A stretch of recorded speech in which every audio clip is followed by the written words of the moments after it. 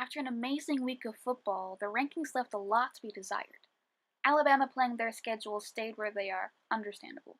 Ohio State jumping from 5 to 2, considering 2, 3, and 4 lost last weekend, also understandable. Clemson and Washington dropping 2 spots each for their home losses.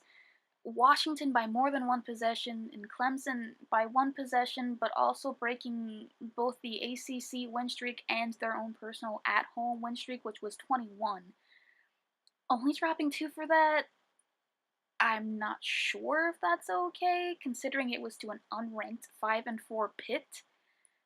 I don't know when that loss became acceptable.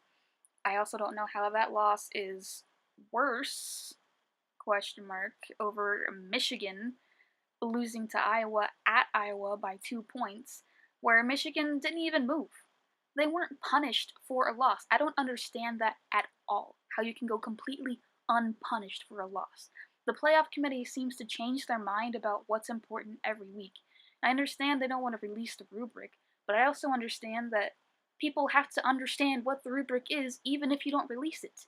You don't show up to class and just not know what's going to happen.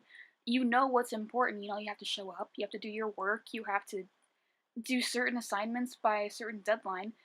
This is the same thing. This is still a grading rubric, and nobody can figure out what it is. Michigan lost, unpunished. Ohio State lost, punished. Louisville lost, punished. Washington, Clemson, Wisconsin, all these teams lost and dropped in the rankings. So why is Michigan exempt? Is it because it was a conference game? Is it because of their strength of schedule? I don't understand what keeps them from dropping. And the fact that everyone thinks Louisville is out of the picture, I find that utterly ridiculous. How the rankings are right now, there's so many 9 and 2 teams that are still in this big picture. Louisville, Wisconsin, Penn State, Oklahoma, Colorado, all these teams are still being talked about in the picture. Louisville has a stronger schedule than some of those teams, not all of them granted, and they have one good loss against Clemson, who was ranked higher than them at the time.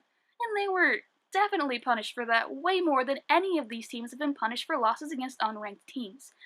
How does this even work, playoff committee?